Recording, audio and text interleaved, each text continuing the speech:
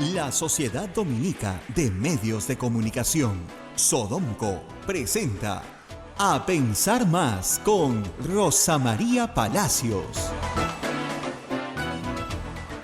Muy buenos días, señoras y señores, bienvenidos a Pensar Más con Rosa María Palacios a través de las emisoras de la Sociedad Dominica de Medios de Comunicación.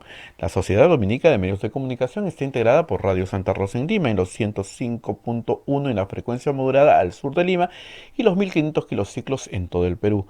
Radio Santo Domingo, RCD en Chimbote, Radio San Martín en Arequipa, Radio Veritas Cusco, Radio Cepagu Cayali, Radio Quillabamba, La Convención donde nos ven por su plataforma televisiva y Radio Madreros donde nos escuchan y nos ven por su plataforma televisiva en Puerto Maldonado. Se une a otra red de radios amigas, Radio Huánuco en Huánuco, La Voz de Ayacucho en Ayacucho, Radio La Decana y Radio Pública en Puno, Radio San Valentín en Juliaca, Radio Estación Solar en Apurímac, Radio Cumbre en Huancayo, es la radio del Arzobispado, Radio Moro en Ancash, Radio Milenio en Satipo, AM Tagua nos ponen podcast en todo el Perú y el mundo, los aplicativos móviles y la página web de Radio Santa Rosa, www.radiosantarosa.com.p. Rosa María, muy buenos días. Muy buenos días, Abel, muy buenos días a toda nuestra audiencia. Ayer dedicamos buena parte del programa a hablar de las elecciones en los Estados Unidos, pues hasta hoy, hasta esta hora, no hay ningún resultado. Bueno, sí hay resultados parciales que ponen a Biden liderando, y si el estado de Nevada, que le da 4 votos en los colegios electorales, termina favoreciéndolo en el voto, pues sería presidente de los Estados Unidos. Eso está muy cerca, están muy cerca de un conteo final en Nevada, pero no se sabe a qué hora de hoy van a terminar. Anoche tomaron una pausa, y Pensilvania dice que va a terminar el viernes, así que hay para rato. Pero apenas uno de los contendores logra 270 votos en los colegios electorales, gana las elecciones. Y como digo, Biden está a 4 votos de conseguir eso. Trump está mucho más atrás. Faltan 5 estados: Georgia, que está ganando Trump; Pensilvania está ganando Trump; North Carolina, que está ganando Trump, pero con Nevada, solo con Nevada, ya Biden gana. Y Trump vendría detrás, no llega. Georgia es un estado que podría voltearse también a favor de Biden. Incluso con ese problema encima, los republicanos tendrían que reconocer una derrota. Digo tendrían porque no parece ser lo que va a pasar. Ya el equipo legal de Trump ha interpuesto acciones legales en varios estados, me parece que en Michigan, en Pensilvania, para que paren de contar. Pues ya no quiere que cuenten más votos. Hay que decir que durante la campaña Trump había advertido su presunción de fraude sobre el voto por correo. Él decía que el voto por correo era fraudulento. No todos los tipos de votos por correo que hay en Estados Unidos, pero algunos votos por correo eran fraudulentos. ¿Qué ha pasado? Ayer ha circulado una entrevista de Bernie Sanders, que es demócrata, el demócrata más de izquierda de los demócratas, anticipando exactamente lo que ha pasado el martes en la noche y ayer miércoles. Es decir, por razones de la pandemia y por razones sanitarias, ¿no? Muchísima gente en Estados Unidos que ha querido votar ha votado antes. Hay sitios donde se vota presencialmente, pero antes. Haces tu cola, votas, pero 15 días antes. Otros han querido votar por correo, masivamente. Digamos, han llegado al día de las elecciones con más de 100 millones de personas habiendo votado. Los americanos no tienen en todos los estados el mismo tipo de escrutinio. Los escrutinios son bien diferenciados. Acá todo el país hace escrutinio en mesa el mismo día. Ahí no se hace escrutinio en mesa, se cuentan los votos uno por uno que llegan por correo. Por una razón que no se entiende bien, pero todos los estudios así lo indican, los demócratas suelen votar anticipadamente. O sea, están urgidos de votar, digamos. Y los republicanos suelen votar presencialmente. Los votos se han contado, en la mayoría de casos, primero los presenciales, que tienen ¿no es cierto?, una gran presencia republicana. De ahí que las primeras respuestas en muchos estados eran republicanas, pero luego se han empezado a contar los votos que llegaron por correo. o los votos que ya se emitieron antes. Y ahí cambia completamente el panorama porque entra el grupo de los demócratas. Lo que Bernie Sanders advirtió es que esto iba a ocurrir y que Trump, sabiendo que esto iba a ocurrir, iba a decir que era un fraude. Hasta ahora no hay ninguna evidencia en ningún estado de que se haya cometido un fraude. Ahora, hay que decir que el resultado, si bien favorece al demócrata, todavía es absolutamente ajustado. En este momento, Biden gana Nevada por 8,000 votos. No se mueve ahí desde ayer. Está encima por 8,000 votos que, imagínense ustedes, en una sociedad de más de 300 millones de habitantes, lo que es 8,000 votos no es nada. Esa es la diferencia que tiene con Trump. Si mantiene esa diferencia hoy, gana la presidencia de los Estados Unidos. Era un país sumamente dividido, ¿no? Sumamente dividido, sumamente polarizado, con muchos miedos. Los americanos suelen tener muchos miedos, pero están mucho más exacerbados, ¿no? El miedo al otro, el miedo al inmigrante, el miedo al negro, el miedo al chino, el miedo, todos los miedos que Trump ha sembrado. El miedo a la pobreza, el miedo al Estado federal, muchos miedos. Los republicanos son fuertes en todas las áreas rurales. Eso es interesantísimo. Todas las áreas, si ustedes ven el Midwest americano, Dakota del Norte, Dakota del Sur, Iowa, Kansas, que son zonas donde hay ciudades, por supuesto, pero hay extensas áreas rurales. En esas áreas rurales los republicanos ganan. Son población sumamente conservadora, no quieren que nada cambie, no le gustan los extranjeros, la política hacia adentro, digamos, incluso tienen sus sospechas del Estado federal. Son gente que cree que la tenencia de armas es un derecho casi divino, o sea, está en la Constitución, por supuesto, pero digamos, fue un derecho pensado en 1776, ¿no? Para tener un arma y defenderte de algún tipo de agresión, no para tener una ametralladora automática, ¿no? Pero ese es el perfil del votante republicano. Y el perfil del votante demócrata es más bien una persona que quiere reivindicar sus derechos. Y ese votante es mucho más urbano, está en las ciudades. Y de ahí que si uno ve los mapas de votación que han estado pasando en CNN, las ciudades en general son demócratas y el campo es republicano.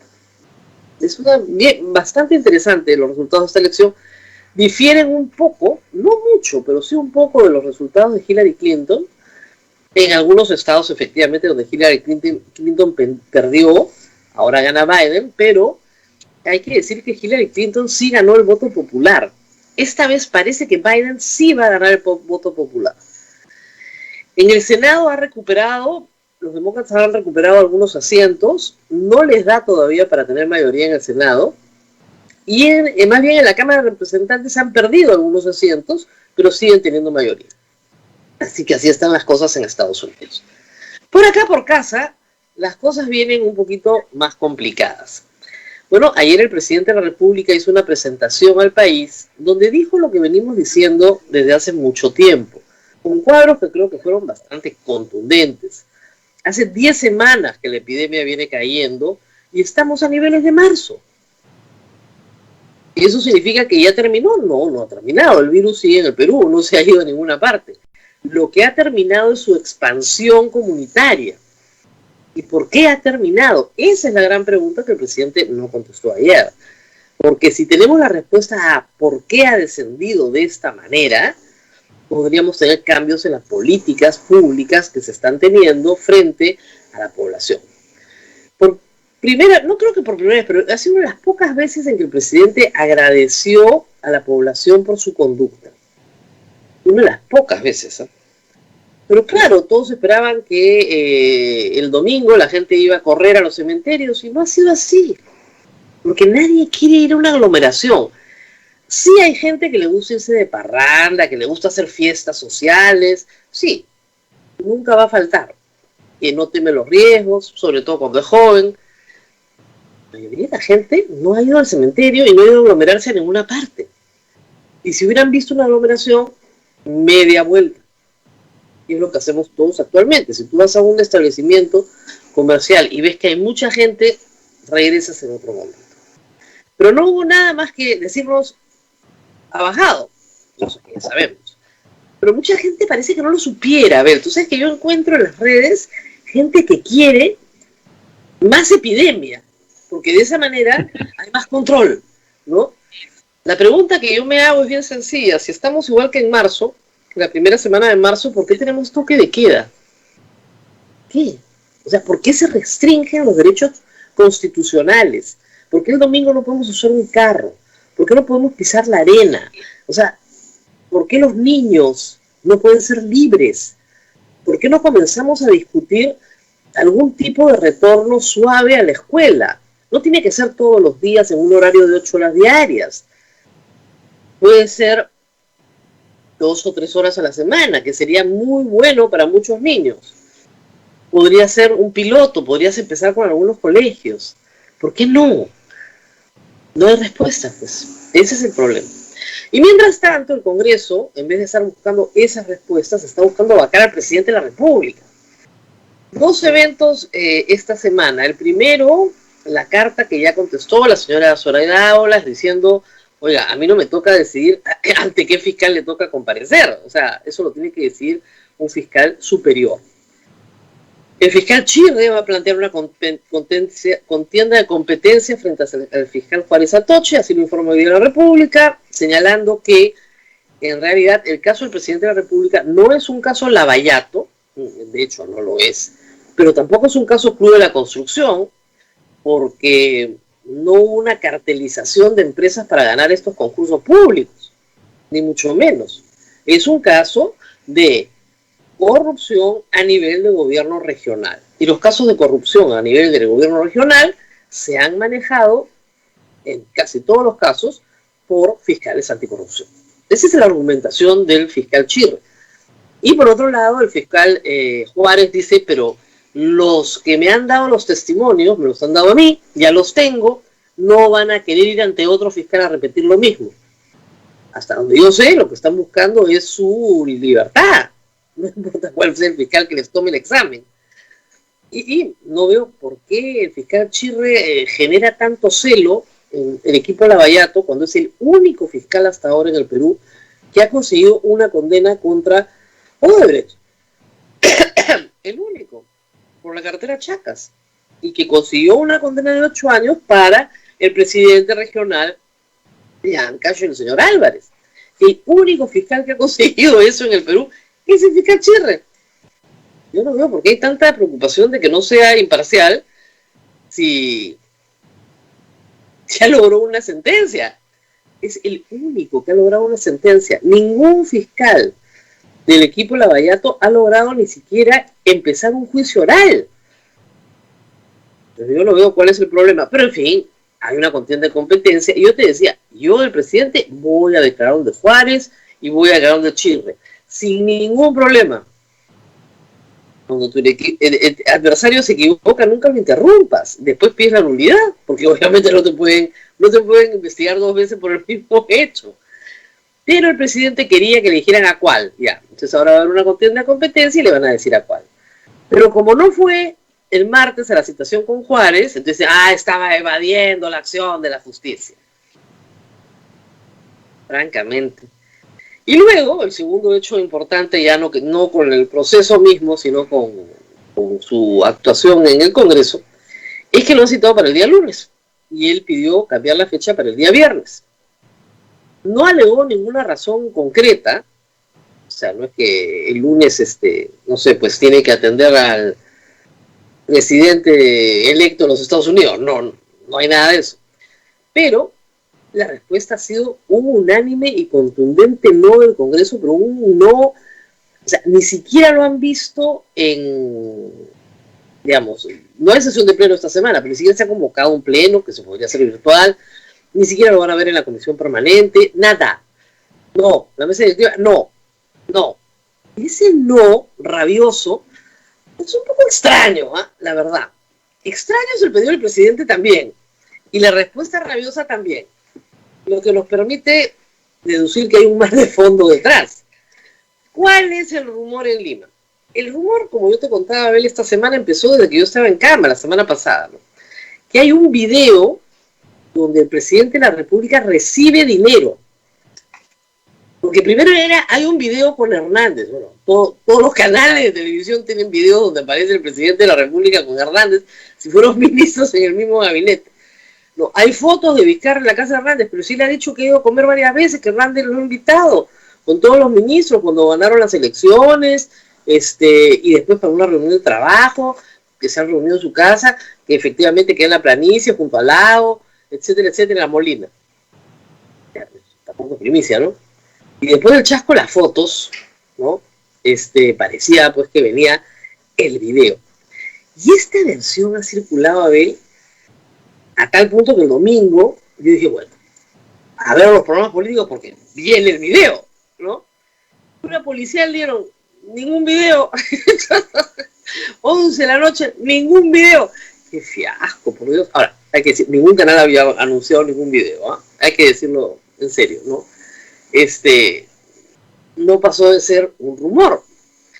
Luego, el día lunes, me dicen ya, lo ha echado, también el ministro Trujillo, lo ha echado el presidente.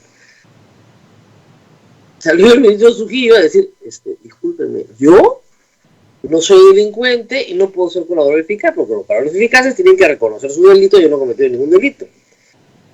¿Cómo podría ser colaborador eficaz? Ni conozco, ni he participado, ni soy testigo, ni nada, en ningún delito. Muy bien. Segundo rumor caído. Ahora el rumor es que tiene que ser el lunes, porque el domingo sale el video. Y volvemos a la misma historia. Y como te digo, después del chasco de las fotos, si están preparando el video, porque lo están preparando, ¿no? Ojalá que contraten a gente más o menos competente, ¿no? Porque un peritaje revela la verdad más o menos rápido. Las famosas fotos de Vizcarra con Camayo son graciosísimas, porque en una tiene el cuerpo de Alan García, con la cabeza de Vizcarra, y en la otra tiene 3 brazos. Yo sé que ¿qué hiciste, por Dios? O sea, ¿cuál es la desesperación en tratar de vacar a un hombre que ya se va? Esa es la pregunta. ¿Por qué tanto apuro? Miren, como he explicado esta semana, en el Perú no tenemos revocatoria del mandato presidencial, no tenemos censura y no tenemos interpelación al presidente de la República. Tampoco tenemos juicio político al presidente de la República. Ojalá se tatuaran en la frente los congresistas esto para que entendieran que no hay juicio político al presidente de la República. No hay juicio político. No es decir, bueno, incapacidad moral es cualquier cosa porque es político. No, eso no existe en nuestra Constitución. Eso se lo acaban de inventar. Y no hay un juicio político como el impeachment en los Estados Unidos, porque el impeachment implica un proceso donde hay pruebas, donde hay fiscal, donde hay todo el proceso se desarrolla en doble cámara. O sea, es larguísimo. Un juicio, un impeachment en Estados Unidos dura por lo menos un par de años. Han tratado de hacerlo con Trump y en una etapa del proceso paró. Con Clinton también se intentó y en una etapa del proceso paró. O sea, no es, nos reunimos, habla pues, ya, entonces te sacamos. Eso no existe en los Estados Unidos. No existe, ¿ok? Es un invento local, muy bien. Entonces, en septiembre tuvimos una vacancia. En octubre se presenta otra, la vamos a ver en noviembre. O sea, todos los meses van a presentar una vacancia. No, pues acá hay algo muy raro. Lo que hay es una confluencia de intereses. Primer interés.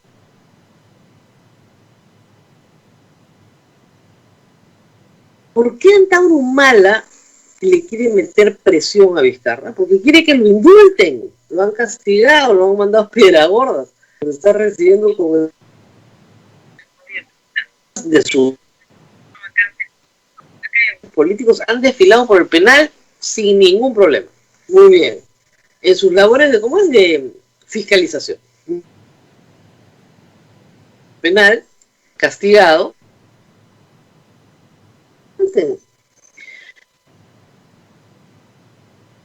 indultar. Pero Merino sí lo va a indultar, por supuesto que lo va. Merino, primer acto, indulta a Antauro Humala.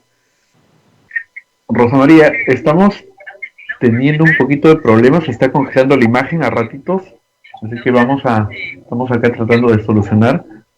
Si podrías repetir la última parte porque salió entrecortada y el público no entendió bien. Martín Vizcarra no va a jugar al canje, no va a canjear su presidencia por la libertad de Antauro Humala. O sea, solamente en la cabeza alucinada de Antauro Humala puede ocurrir eso. Pero Merino sí. Y ese es el segundo grupo de interés. Merino quiere ser presidente, sin haber sido elegido para ser presidente, utilizando el partido de Fernando Belaúnde. Eso es terrible, ¿no? Fernando Belaúnde fue un hombre al cual le dieron un golpe de Estado, al cual le bajaban gabinetes en la coalición APRA 1 en la década del 60. Todos los que conocen la historia del Perú saben perfectamente lo que pasó. Parece que los únicos que no se acuerdan de la historia del Perú son los populistas. Merino quiere ser presidente y tiene a 15 personas que lo apoyan en su locura presidencial, que parte con el canje de la libertad de Antauro Humala. Entonces ahí tienes a los de UPP y ahí tienes a 15 de Acción Popular, encantadísimos. Luego tienes fuera del Congreso a un grupo, yo diría, de derecha, grande, conservador, radical, con sangre en el ojo por la disolución del Congreso, que ocupa un espectro bien grande del fujimorismo. Y esa es la manifestación de voluntad que hemos visto en la votación. Y a la izquierda tienes otro grupo que sabe que Antauro les está robando el protagonismo y deciden radicalizarse. Estamos en manos de radicales en este momento. A la izquierda y a la derecha. En los radicalismos también está siendo bienvenida la vacancia. Entonces, en esta confluencia de intereses, pues, uno pone al Alarcón, el otro pone el video, el otro pone el pleno, ¿no es cierto? Entonces comienzan de nuevo a presentarse mociones y a presentarse mociones que se votan a favor y se admiten. De ahí el absoluto e irresponsable comportamiento de las bancadas en el Congreso. Irresponsable porque creo que ya les debe estar comenzando a quedar bastante claro que no tienen ninguna posibilidad en las elecciones que vienen, ni en sus candidaturas presidenciales, ni en su presencia en el Congreso. O sea, este es un presidente, reitero que las últimas encuestas está entre el 50 y el 60% de popularidad. El 95% del país dije, déjenlo terminar su mandato y al día siguiente lo juzgan por lo que quieran, en Moquegua, en Lima, donde les provoque. El 95% del país, hay casi una unanimidad. Y que esa voluntad no sea respetada por el Congreso, deslegitima al Congreso, pues. Ese es el problema. Deslegitima al Congreso y va a terminar nuevamente con estos 9 partidos en una situación muy débil frente a las elecciones del próximo año. El único partido que se ha desmarcado por completo ha sido el Partido Morado desde el principio. APP ha cambiado de actitud, porque Acuña se da cuenta, algo de experiencia política tiene, que los que están confabulados en la vacancia son los extremos radicales. Y en el Perú ganan las elecciones, ¿quiénes? Los que se meten al centro. Los que se meten al centro. No los que van a posiciones extremas radicales. Yo entiendo que Verónica Mendoza, que ha lanzado su candidatura ayer, desde tinta y saltando a Tupac Amaru, etcétera, y que pida la vacancia a toda la clase política y la nueva constitución, lo que está tratando es que Antauro no le quite ese espacio. Se está radicalizando para mantener su voto de izquierda, que dicho sea de paso, no la favoreció en las elecciones de enero. La agrupación política Juntos por el Perú no pasó la valla. No ella, evidentemente, pero su agrupación política. Entonces eso tiene que preocupar. Entonces, no pasó la valla y Antauro se llevó todo el voto del sur. Me radicalizo como Antauro. Vacancia, pena de muerte, bueno, no he dicho pena de muerte felizmente, pero pronto, vacancia de la clase política y ¿cómo se llama? Y nueva constitución. El mismo esquema. Ahora, nueva constitución era un tema que también había planteado Marco Arana muchas veces, o sea que también lo tiene Frente Amplio, pero van a esa radicalidad.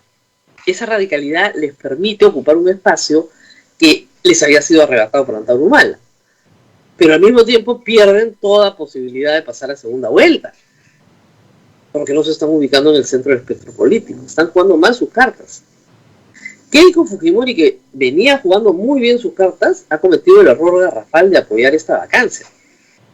No ella, pero sí su grupo político. Ahora, eso puede manifestar cierta divergencia interna entre el comando de campaña de Keiko Fujimori y lo que hace la bancada. Pero de nuevo, eso es un problema muy serio en las elecciones del próximo año.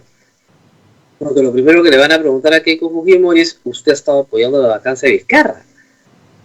Como hizo con Pedro Pablo Kuczynski, que canjeó, ¿no es cierto?, el indulto a su padre, que usted no quiso. Y ahora están apoyando una vacancia para que canjee, ¿qué? ¿El indulto de Antauro? ¿Se volvieron locos en el fujimorismo? Están haciendo un buen trabajo. O sea, jalarse a Nano Guerra García es decir, me jalo a alguien que está mucho más a la izquierda que yo, para ponerme yo más al centro. Pero esa jugada, esa movida, no tiene sentido, no tiene ningún sentido si su bancada en el Congreso no trabaja con ella. Entonces, miren cómo está Acción Popular, cómo está APP, que les digo, esos están jugando bien, cómo juega a la izquierda, y luego tienes a cosas como dicen, como esa carta, cuando juegas el Joker, ¿no? Es FREPAP, que es cualquier cosa. Ahora no apoyaron, la otra vez también se abstuvieron en la admisión, pero después votaron a favor de la vacancia, en el caso Richard Swing. Los únicos que votaron a favor de la vacancia, salvo FREPAP, fueron los de UPP y los de Antauro. El resto se salió corriendo porque se dio cuenta que perdían las elecciones al año siguiente. Y si tienen 87 votos y vacan al presidente el lunes, que no los tienen, pero cualquier cosa puede pasar en este país, el Tribunal Constitucional tiene algo que decir pronto, ¿no? Presumo. Y darle sentido a esa frase, vacancia por incapacidad moral permanente. O sea, esa expresión en la Constitución tiene que tener un sentido que no es el sentido que le están dando en este momento en el Congreso.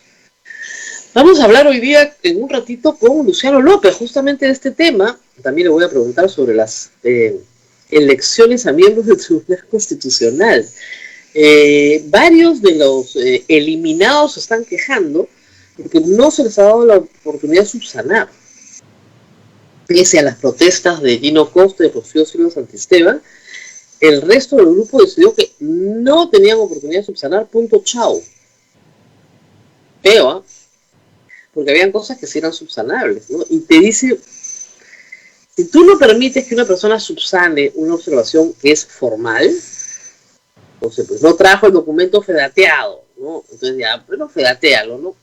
Si tú no permites que una persona subsane obligaciones formales, lo que estás diciendo es que estás haciendo trampa. Estás tratando de sacar a la gente a como de lugar, lo que no te gusta.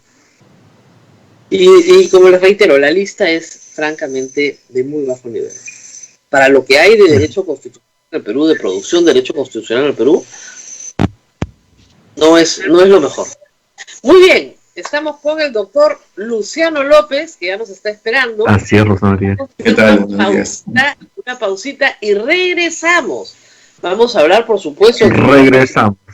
del periodo de vacancia. Regresamos. Continuamos con A Pensar Más a través de las emisoras de la Sociedad Dominica de Medios de Comunicación. En Lima nos escuchan por Radio Santa Rosa en la frecuencia modulada 105.1 al sur de nuestra capital y los 1500 en la amplitud modulada.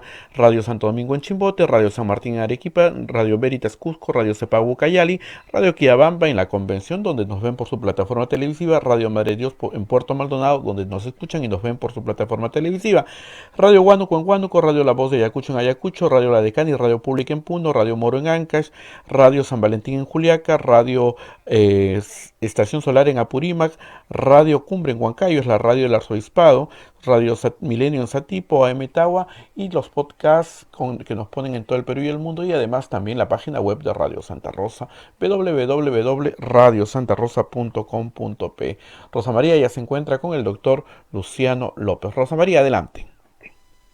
Muy buenos días, doctor Luciano López, gracias por estar con nosotros. Buenos días. Y bueno, Gracias. vamos a empezar Por tu por invitación. nuevamente la vacancia. Estas parecen entrevistas reiteradas, ¿no? Es un poco aburrido tal vez para la audiencia, para el invitado, pero tenemos que volver sobre estos temas porque, francamente, el Congreso insiste en introducir en la práctica constitucional peruana, como yo le decía al público, instituciones que no existen. No existe el juicio político del presidente, no existe la revocatoria del presidente, no existe la censura del presidente y no existe la interpelación del presidente. Pero si uno escucha el discurso en el Congreso, los congresistas creen que eso existe. ¿Cómo hacemos para que entiendan que esas instituciones no están en nuestra Constitución? ¿Qué es lo que tenemos? A ver, expliquémosle al público cuál es la opción del constituyente respecto del control del presidente de la República.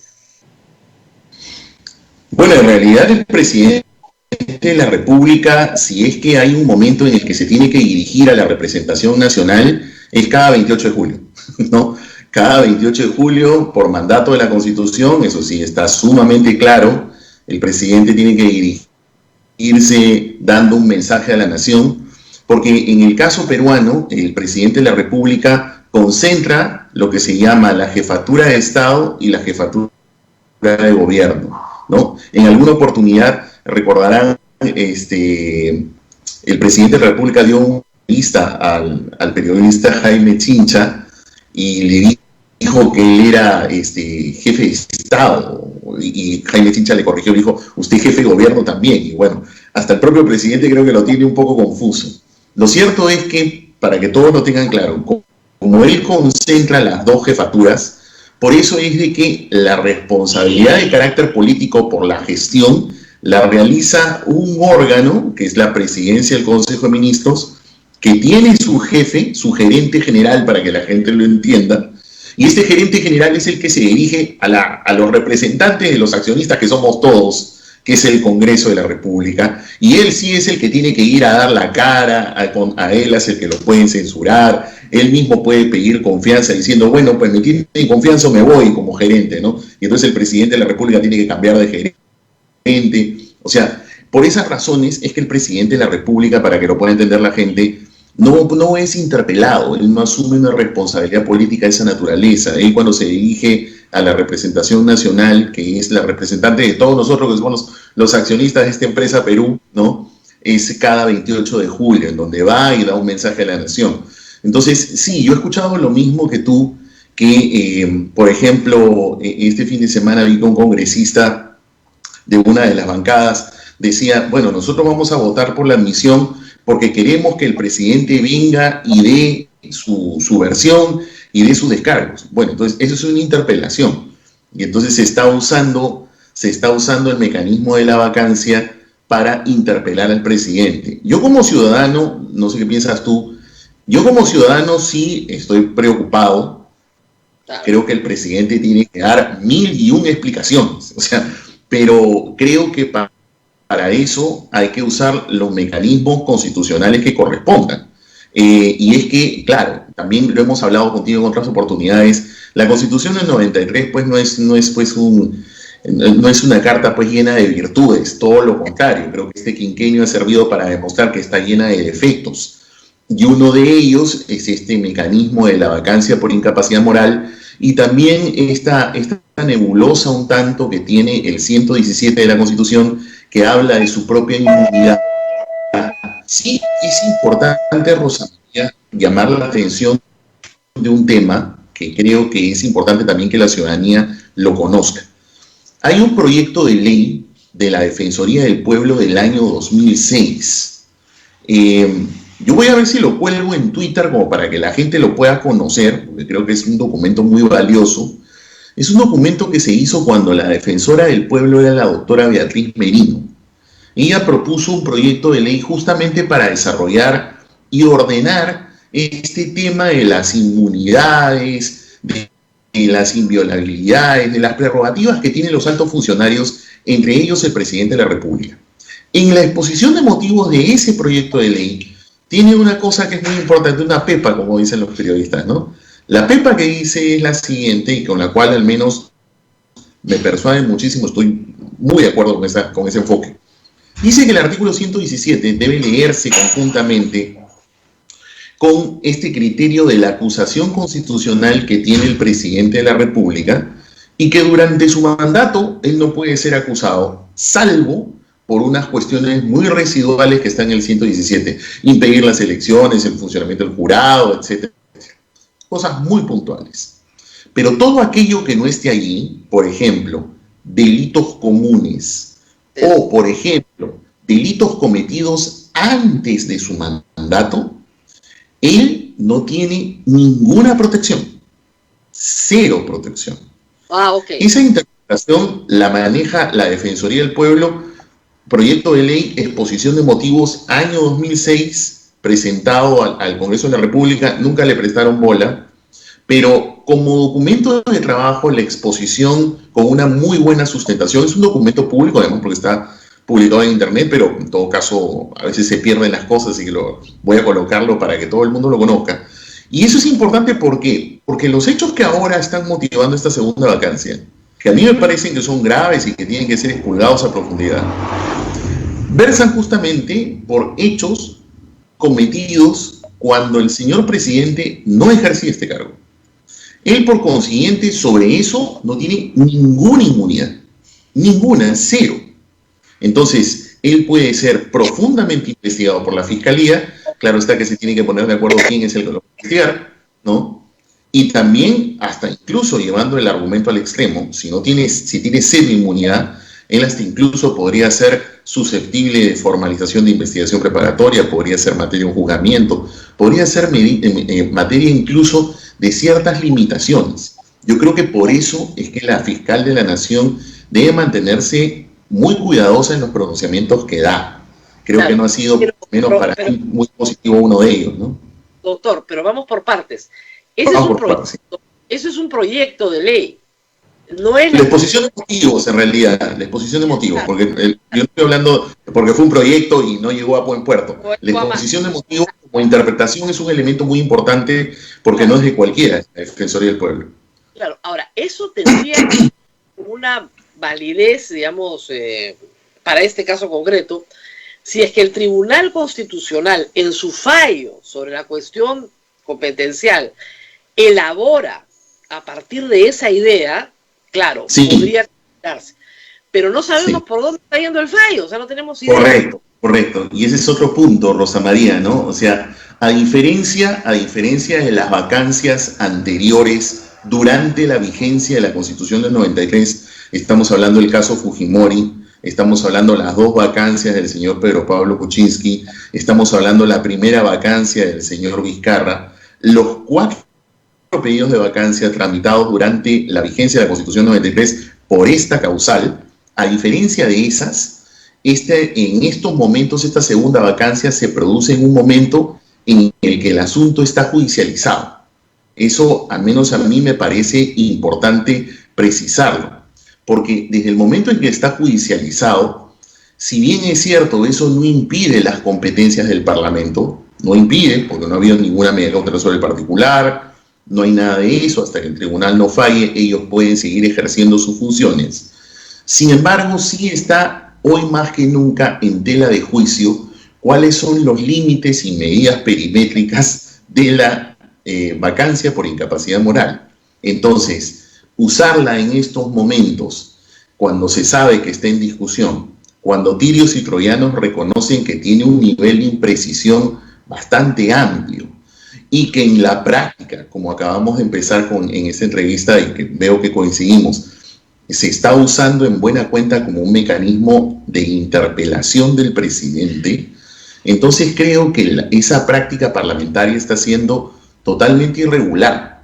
Distinto, y para que no, porque siempre agarra y dice, no, pero está defendiendo a Vizcarra, a mí no me interesa en lo particular.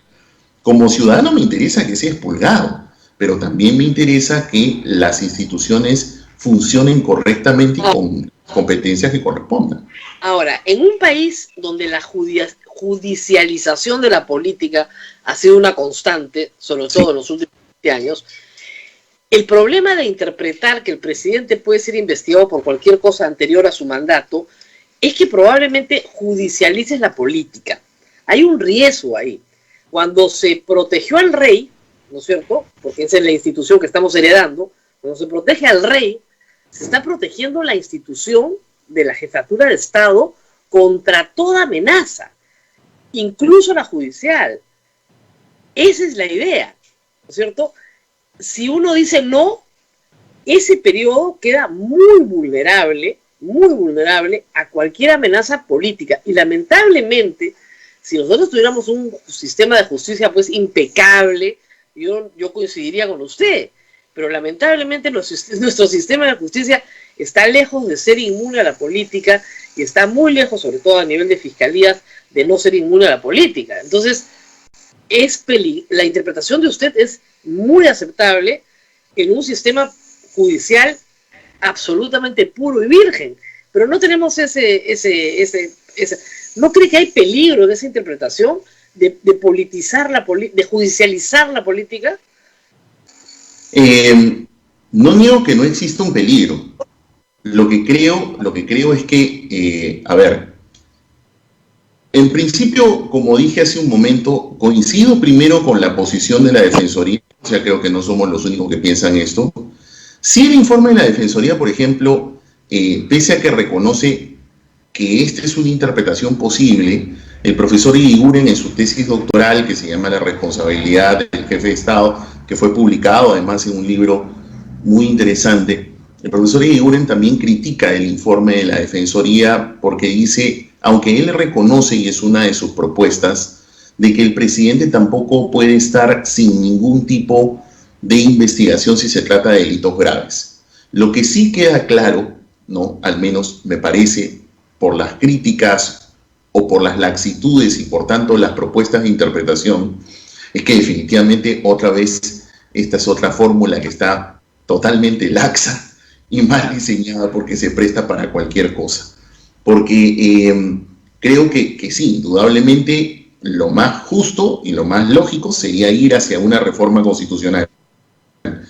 Creo que en todo caso la oportunidad de que ahorita se ha abierto con este conflicto de competencia sobre la primera vacancia puede servir de una valiosa herramienta como para que el Tribunal Constitucional se pronuncie. Pero una de las cosas que me preocupa muchísimo, Rosa María, y no sé si tú compartirás la preocupación, es que el día 11 de noviembre se vence el plazo para que el Congreso conteste. Se está tomando hasta el último día el plazo. Ahora se nota por obvias razones, ¿no? Luego el tribunal tiene que convocar audiencia y luego tiene que sentenciar. Yo estoy echando más o menos cálculo, debe estar fallando en diciembre, con suerte, si no es en enero. Y por eso me preocupa muchísimo la elección del Tribunal Constitucional en ese calendario que han puesto, que quiere terminar en diciembre, ¿no? Claro, vamos a ir a ese escenario, pero, pero sí. Hay un caso, o sea, es evidente, como lo hemos discutido muchas veces, que los congresistas, por ejemplo, tienen inmunidad en los delitos que se cometan en el ejercicio de su cargo, y en los otros, por supuesto, que no tienen ninguna inmunidad. Sin embargo, hoy por hoy, la protección al congresista en los hechos es de mucho mayor nivel que la protección al presidente de la República. Sí, por supuesto. Por supuesto. O sea, usted ve, por ejemplo, el caso del señor Humberto Acuña, condenado, ya olvídese la investigación, está condenado. No le levantan la inmunidad, no lo mandan a cumplir su condena, o sea, sigue estando en el Congreso. Una cosa es más irregular. El señor Alarcón está acusado, o sea, ni siquiera está en investigación preparatoria, ya terminó la investigación, está con acusación, y sin embargo el Congreso los protege. Entonces ahí voy, la judicialización de la política en el Perú la politización también del sistema de justicia hace que no todos sean medidos con la misma vara, y que la justicia dependa del número de votos que tú tienes en el Congreso que te apoyan. Sí, correcto. Es inconcebible, pero eso es lo que estamos viendo. Sí, indudablemente. Por eso es de que creo que lo más... Que ojalá que la gente comience a persuadirse de otro tema que quizá podríamos hablar, que es el tema de la necesidad de una reforma constitucional, la verdad, un tanto urgente. yo he estado mirando y tratando de entender esta consulta, esta encuesta que publicó Datum, ¿no? Y en la encuesta que publicó Datum, a mí me salta un dato muy interesante.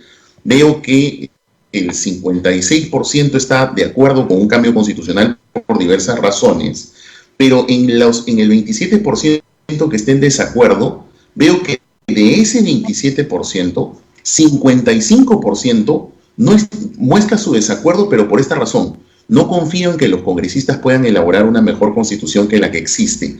Es decir, si es que entonces no se encargasen los congresistas, ¿estarían de acuerdo? Entonces, creo que allí hay un tema muy importante, porque todas estas cuestiones que estás comentando, y vuelvo a repetir, creo que lo único positivo de este quinquenio que está por terminar es que todas estas situaciones de crisis desnudan todas las falencias que tiene la Constitución del 93 en situaciones tan claves como son las prerrogativas del parlamentario, como son las prerrogativas del presidente, en qué cosas entonces sí debería abrirse la puerta, debe mantenerse la incapacidad moral o debe catalogarse qué cosa es, o debe ser como cuando lo planteó la Comisión de Estudio de Bases en el año 2001, que mejor eliminémosla y reemplacémosla por otro tipo de situaciones. Ese debate es un debate hoy en día necesario, porque también te digo una cosa: con la composición que se tiene hoy en el Tribunal Constitucional, sin mover un dedo, lo más probable es que otra vez termine 4-3. Y ahí tenemos otro inconveniente. Claro, lo que pasa es que inconsultamente, sin ningún tipo de reflexión teórica, el CCD del año 93 redujo de 9 miembros a 7.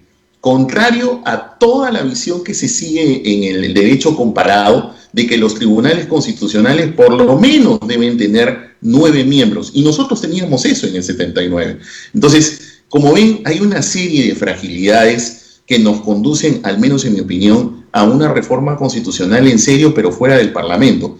Que sea asamblea constituyente o sea una fórmula intermedia, como la que yo he propuesto en mi libro, es una posibilidad, pero creo que definitivamente tiene que haber una reforma, ¿no? El problema, doctor, es que hay un grupo político, varios grupos que quieren asamblea constituyente, pero para cambiar los contenidos económicos de la Constitución. Sí, ese es el problema. Sí, yo reconozco que la parte de organización política, que es la que a usted y a mí nos interesa, no la han ni leído, porque si lo hubieran leído no tendríamos los discursos que hemos escuchado la semana pasada. Sí, por supuesto. Y además, por otra razón, porque la Comisión de Reforma Política, yo tengo el libro acá, todos los temas que estamos hablando ya los revisó.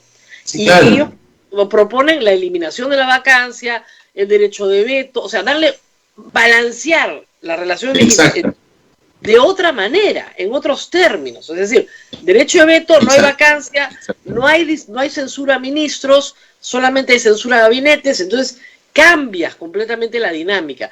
Pero ya se hizo la comisión de expertos. Es curioso, en Chile las constituciones nunca se han aprobado por asambleas, siempre se han aprobado por expertos y luego referéndum. Por primera vez van a una asamblea. No sé qué salga de ahí, porque en una asamblea constituyente tienes que tener gente de mucho nivel o asesoría de mucho nivel y un diálogo que permita crear un Estado. Y los momentos constituyentes no son cualquier momento, ¿no? Entonces es complicado. Pero regresemos al tema que nos preocupa a los dos, que es la elección del Tribunal Constitucional, doctor. A ver, ¿por qué usted no se ha presentado? Yo ayer decía, ¿por qué el doctor Luciano López no se presenta? A ver. Por dos razones. Por una razón institucional y por una razón personal. Empiezo por la institucional. Porque lo he dicho en tu programa, modestamente lo he dicho también desde mis redes y cada vez que puedo dirigirme al público. A mí me han escuchado miles de veces, yo soy muy crítico de cómo está conformado el tribunal. Mi crítica es de manera institucional, sistémica. No estoy de acuerdo con que se mantenga este tema de que el Congreso se encargue de la selección y además de la elección, porque son dos procesos que debiesen distinguirse. Una cosa es seleccionar, para que la gente lo entienda, es como cuando una empresa contrata a una empresa a su vez de recursos humanos para que te haga la selección de personal y luego te presenta las ternas y tú como gerente o dueño eliges a quién vas a nombrar. Entonces yo creo que los dos procesos no deben estar concentrados en la misma persona. Creo que la elección también debiese ser distribuida, quizá como teníamos en la Constitución del 79, o debatir ese modelo. Entonces, si yo tengo esa serie de críticas estructurales, no va a ser coherente que yo entonces me presente a una postulación de esta naturaleza. Yo al menos procuro ser coherente en mi vida, entonces no, por esa razón institucional no lo haría. Y por una razón personal, por una convicción que a lo mejor les va a parecer romántica, pero es lo que yo creo. Yo creo que para ir al Tribunal Constitucional tú necesitas tener una gran experiencia de vida y una experiencia profesional. De acuerdo. Yo tengo 24 años de abogado y tengo 47 años, o sea, ya, bueno, algo de experiencia tengo, pero a mí todavía profesionalmente me gustaría seguir estando en la actividad privada, me gustaría seguir desarrollándome un tanto más. Creo que todos podemos aportar al país del lugar en el que estamos. Sí me gustaría ser magistrado del Tribunal Constitucional, es un gran honor, pero me gustaría ir cuando tenga una mayor experiencia de vida y una mayor experiencia profesional. Quizá cuando tenga 60 años, 65 años. Creo que es la responsabilidad que yo tengo como ciudadano y como profesional. Quizás suene romántico, ¿no? Pero es lo que yo creo, ¿no? Es lo que yo creo, es lo que yo pienso. Creo que ese es el momento en el que uno puede aportar mejor al país, ¿no? Ahora, doctor, en términos generales, ¿le parece a usted, ya nos ha dicho que no está de acuerdo en la forma, ¿no?, de selección y elección, pero ¿le parece a usted que para cualquier peruano este es un concurso atractivo? No, ninguno. Incluso ninguno, porque ¿cómo te vas a, otra vez, cómo se va a presentar algún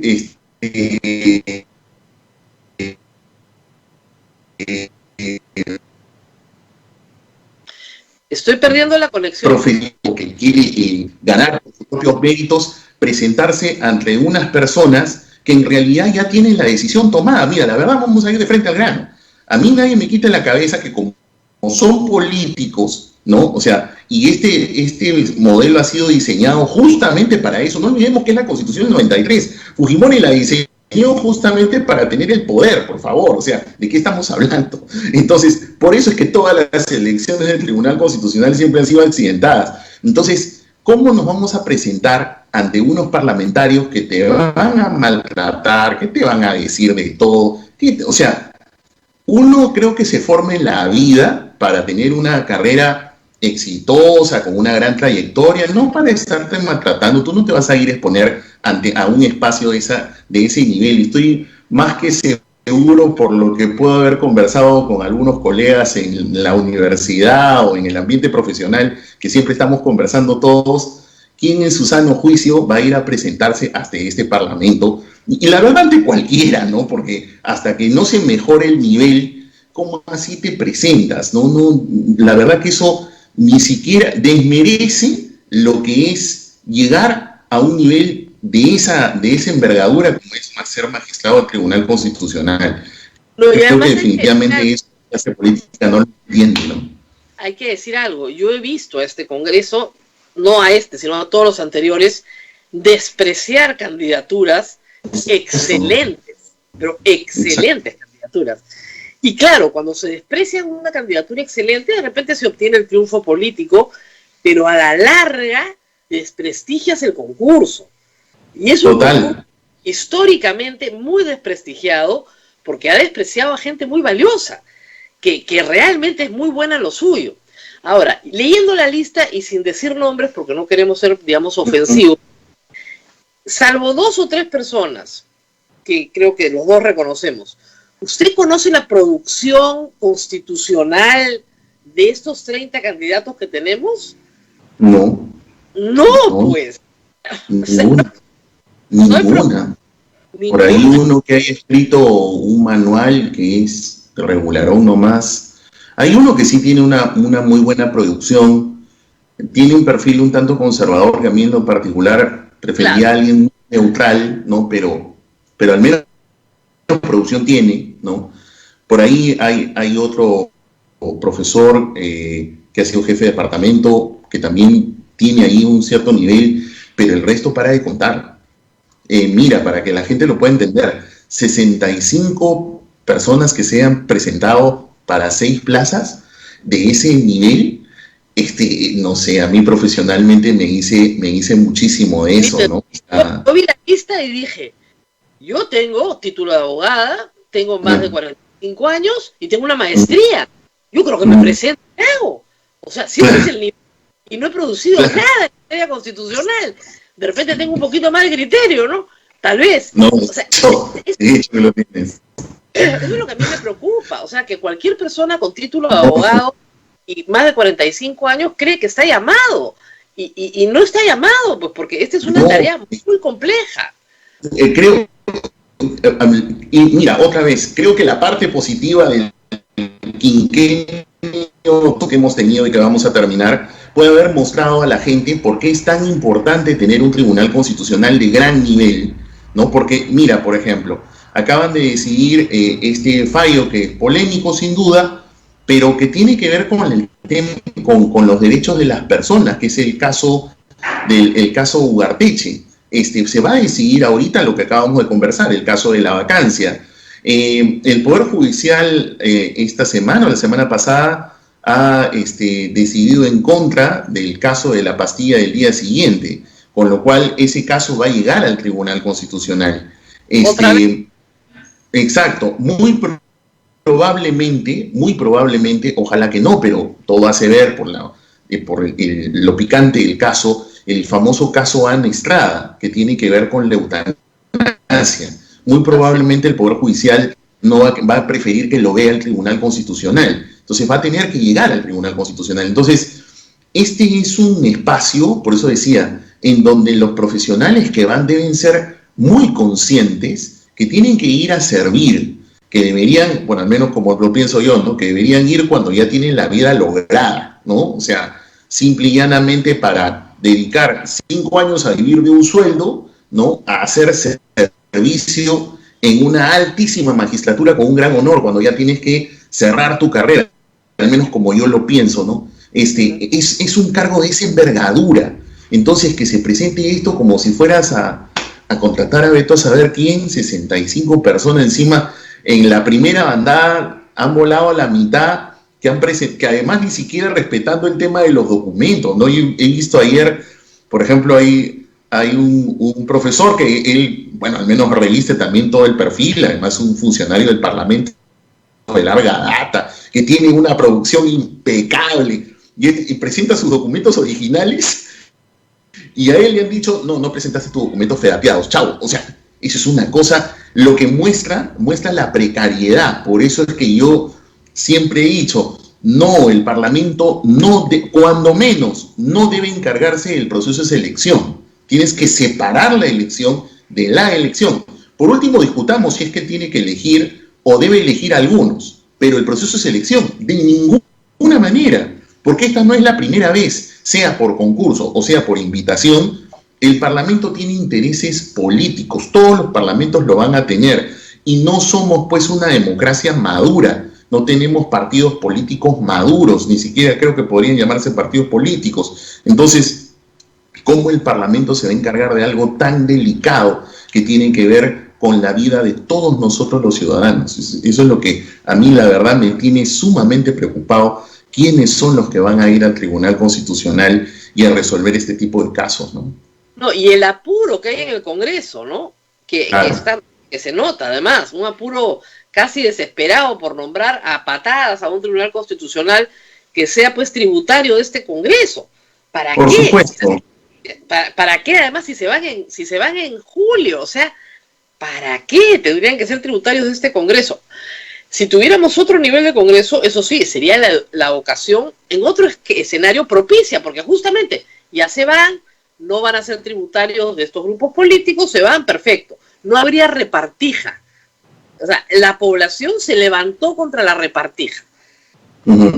Estamos viendo, es una repartija.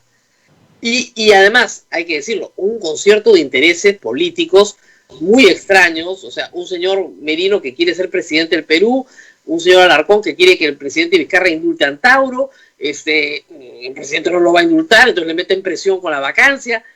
Este es el Congreso que puede elegir un tribunal constitucional que no distingue juicio político de vacancia, que no distingue, y no lo distingue el señor Chejade, que es el presidente de la Comisión de Constitución. Y que aprobó una monstruosidad, ¿no? La monstruosidad con el tema de la inmunidad, y que no sé si sabías ahora en el predictamen de la bicameralidad, porque quieren llevar adelante la bicameralidad, en el predictamen han vuelto a colocar este tema de la ampliación de la inviolabilidad, sobre las cosas en que tuvimos una conversación contigo bastante larga y en la que la desmenuzamos y mostramos que eso es un disparate. La verdad que es eso, es un disparate.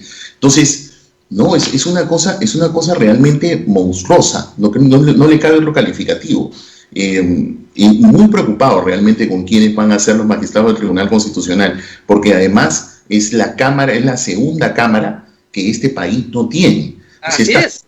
Como eso, pero definitivamente ellos quieren capturar el poder. Eso es una de las cosas que creo que tendríamos que hacer de alguna manera algo, quizá mover la posibilidad de algún referéndum ciudadano, aunque se tengan las limitaciones por todo el tema que hay con este tema de la pandemia y la segunda ola, porque cómo recaba firmas, pero algún movimiento ciudadano tendremos que hacer, porque de verdad estos políticos, como sienten que no hay ninguna competencia, que ellos tienen el poder totalmente cooptado porque tienen el monopolio de la representación, entonces creo que tienen carta blanca como para poder intentar llevarse el poder así de golpe, ¿no?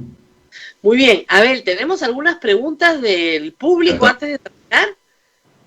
Siempre. Rosa María, hay varias preguntas. Doctor Luciano, ¿usted cree que el presidente ha hecho bien en no presentar una nueva demanda competencial, en un recurso para preparar esta vacancia, una medida cautelar? ¿Ha tenido que hacerlo? El primer ministro ha dicho que no creen necesario. Jurídicamente podría haberlo hecho, porque podría haber repetido el mismo camino anterior.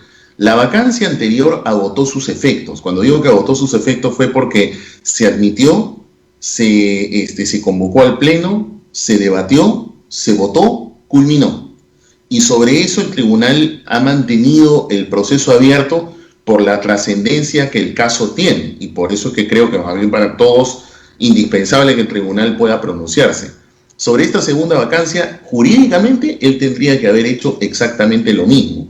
Pero entiendo, por lo que el oficio que ha remitido ayer pidiendo que adelanten la sesión para el día viernes, una movida demasiado riesgosa, porque nadie le va a admitir para el viernes, todo lo contrario, pero ya no le daría el tiempo, por lo que estoy viendo. Ya estamos prácticamente pues a puertas del día lunes. Imposible que pueda presentar algo y que el Tribunal Constitucional se pueda pronunciar. Claro. Lo podría presentar como para dejarla ahí, pero no para... Exacto, no para pararlo, ¿no? Claro, exactamente. Ahora, el lunes el presidente puede ir, puede no ir. Yo creo políticamente que debe ir, porque es una ocasión, claro. Es una ocasión de lucimiento personal, si es que lo hace bien, o de fracaso si lo hace mal, pero por lo menos vas. La otra vez le fue muy bien viendo. Claro, y si no va a Rosa María, más bien creo que él mismo estaría echándole un montón de combustible al Parlamento el lunes, porque si él no va, más bien ellos se van a sentir envalentonados y entonces van a decir, ya ven, no vino, y entonces, porque de este Congreso cualquier cosa podemos esperar. Entonces, cualquier cosa se puede esperar. Yo vería muy, muy peligroso una decisión en la que él considere no ir. Pero es extraño, le digo, desde el punto de vista político, desde junio, julio, este plan de vacancia decidido de un Congreso que en realidad venía a completar un mandato, a cambiarle la cara a la institución, a facilitar una transición, ¿no? y lo que tenemos es un Congreso endemoniado, decidido a vacar al presidente de la República. Es una cosa de locos. Y totalmente absurdo, porque además han perdido una oportunidad de oro, porque teniendo claro que en la proyección no se iban a poder reelegir, entonces ellos podrían haber visto más allá y podrían haber dicho, oye, en un año vamos a hacer las reformas estructurales que nadie ha querido hacer y pasamos a la historia, y podrían haber prestigiado inmediatamente a los grupos políticos que podrían haber tomado esa importante decisión política, pero lo que han hecho es malgastar la oportunidad del Partido Acción Popular. Creo que ha sido el que más descrédito se está llevando cuando ha obtenido la oportunidad de oro, porque ellos han sido además la primera mayoría, aunque ha estado muy disperso los escaños, pero al menos tenía una mayoría que le permitía presidir el Parlamento. Una oportunidad perdida, lo cual te muestra pues definitivamente lo que decíamos hace un momento. Lamentablemente es que no hay partidos estructurados en el Perú, ni gente pensante que pueda darse cuenta que era una oportunidad perfecta para proyectar el país y ellos mismos llevarse una buena ganancia política, ¿no? Porque entonces podían tener un mejor destino en las elecciones generales, etcétera. Todo lo contrario, una mente totalmente cortoplacista y que lo único que está haciendo es la verdad, destruir el país. Eso es lo que yo veo, ¿no? Destruir el país. Claro, y en lo económico se sienten triunfantes porque están repartiendo plata ajena. Que claro, siempre exacto. Repartir plata ajena es un loco, ¿no? Claro. Bien. Abel, ¿alguna otra pregunta? ¿Ya no cabe ninguna medida cautelar en ningún momento hasta el lunes? No, ninguna. O sea, una medida cautelar en el primer proceso, al menos en mi opinión, no cabe, porque el primer proceso, como ya indicamos, versa sobre una vacancia cuyos efectos ya culminaron. No van a presentar una medida cautelar sobre una vacancia que, si bien la discusión de fondo es la misma, lo que gatilla es un hecho totalmente distinto. Tendría que haberlo presentado tal como se hizo en la vez anterior, una demanda con una medida cautelar simultánea, pero ya el tiempo no le da, y como bien dice Rosa María, lo podría presentar hoy, pero simplemente como para que se tramite después, si el tribunal quiere. Al menos ya el lunes se decide este asunto. Claro. Ahora, sin los votos del Partido Morado y sin los votos de APP, es difícil que lleguen a los 87 votos.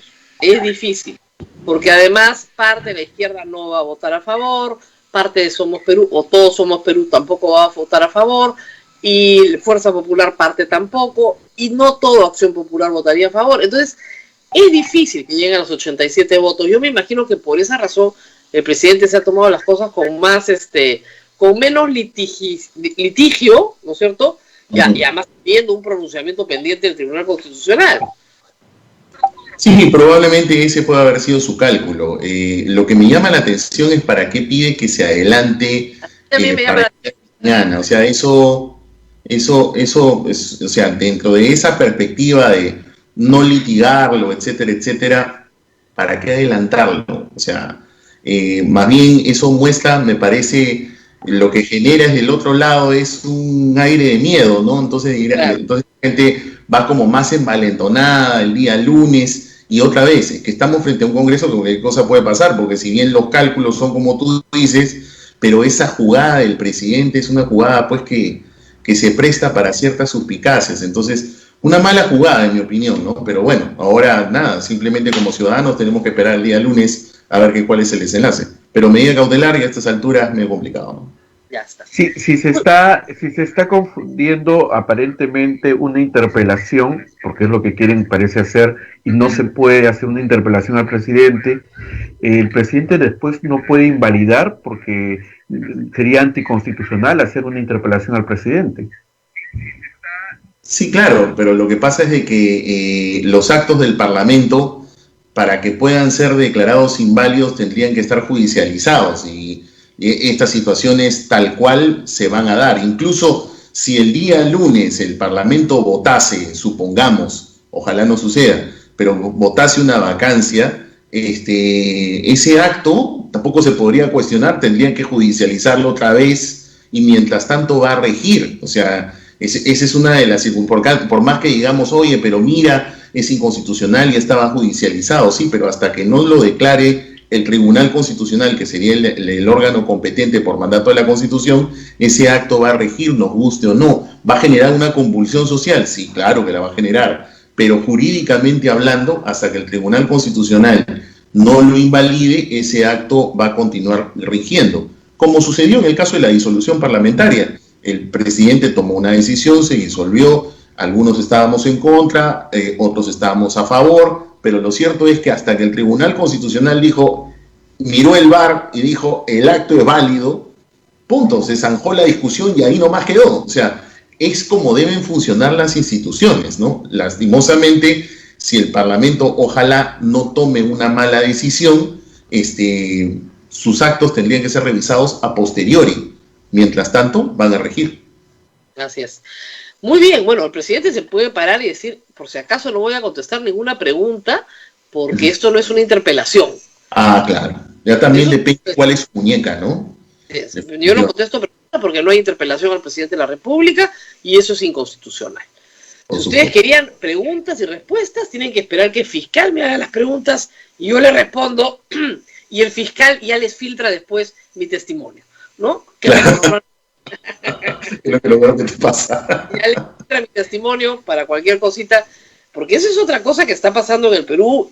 Yo no me quejo porque soy periodista, pero mi lado abogado me dice, esto no está bien. Sí, o sea, claro. Esto no está bien. Mi lado abogado me dice, o sea, no podemos hacer juicios populares.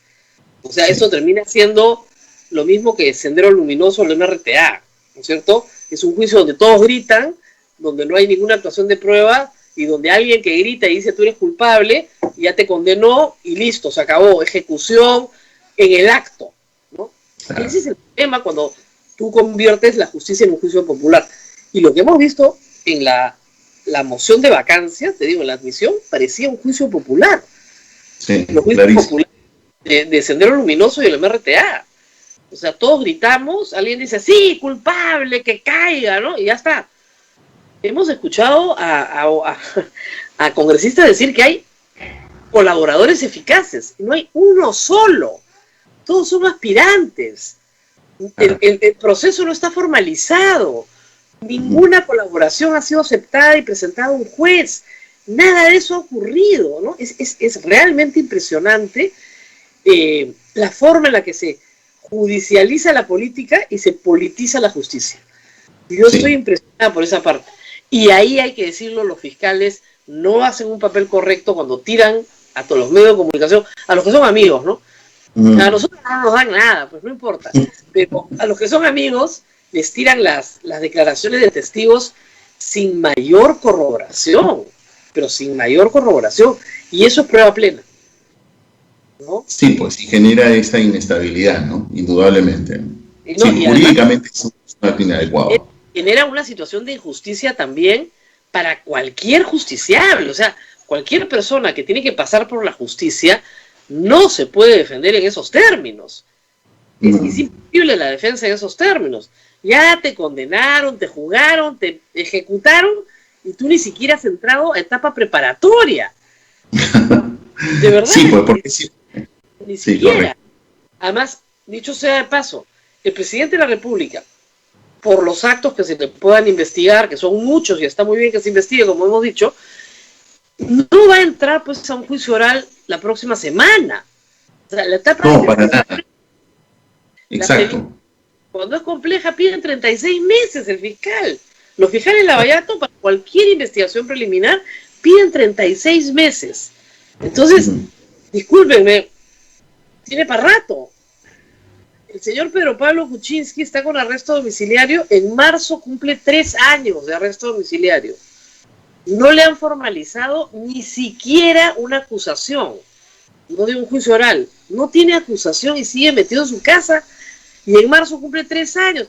Pudo haber concluido su mandato. Y la fiscalía no tenía cómo juzgarlo. No lo ha juzgado. O sea, los tiempos de la fiscalía no son los tiempos de la política. Entonces, que corran por cuerdas separadas, ¿no? Con mayor razón por eso. Con mayor razón por eso, en una reforma constitucional, estos temas tienen que zanjarse. porque Claro. definitivamente son muy laxos y tienes que tomar una decisión sobre cómo lo vas a diseñar de tal manera que se estabilice y que también, como el profesor Iguren lo ha planteado, en algunos casos que puedan ser demasiado graves, se abra la posibilidad de una acusación, que por ejemplo es la propuesta que hace el profesor Iguren en su tesis doctoral. Entonces, pero esos son temas justamente medulares que hay que discutir. El problema es que se necesite consenso, las personas adecuadas y el espacio adecuado también para poderlo hacer, porque de lo contrario abrimos la caja de Pandora. Hay que pensar mucho en el mecanismo adecuado, ¿no? Porque en este país mira lo que está pasando con la izquierda radical, ¿no? La izquierda radical es la que ha estado justamente asustando, ¿no? No se dan cuenta de eso, o se dan cuenta, creo que para eso lo hacen, ¿no? Pero asustan un espacio que debe ser tan trascendente como una reforma constitucional que, por ejemplo, algunos que hemos podido estudiar el tema consideramos que sí es necesaria, pero es necesaria indudablemente. Muy bien, muchas gracias al doctor Luciano No, al López. contrario. El lunes veremos qué pasa, el martes comentaremos los resultados, esperemos que no demore 12 horas. Yo ya me vi la pasada, la revocatoria, el intento de, no es revocatoria, de vacancia, me lo vi, son 12 horas ininterrumpidas, yo estoy con descanso médico, así que no creo que vea la de lunes. Bueno, espero que mejores. Muy bien, gracias doctor por No, al contrario, gracias por la invitación, Rosa María. Buen fin de semana. Gracias. Gracias, Abel, nos vamos despidiendo Así es. también. Así es, Rosa María. Sí, Abel. No, le decía, agradecía al doctor Luciano López por la gentileza de atendernos y bueno, vamos a ver qué escenarios nos esperan para el día lunes. La gente está muy preocupada por el asunto, pero bueno, tranquilidad. Tranquilidad. Ujú. Tranquilidad. Bien, nos vamos despidiendo. Nos y conmigo vamos será despidiendo. hasta mañana, Abel, hasta mañana viernes ya. Hasta el Nos día vemos. de mañana. Así es, Rosa María, cuídate mucho y nosotros nos reencontramos mañana con más información y con todo lo que puede pasar en nuestro país durante este fin de semana. Chao, chao, cuídense. Hasta aquí, A Pensar Más con Rosa María Palacios. Este programa fue producido por la Sociedad Dominica de Medios de Comunicación, Sodomco.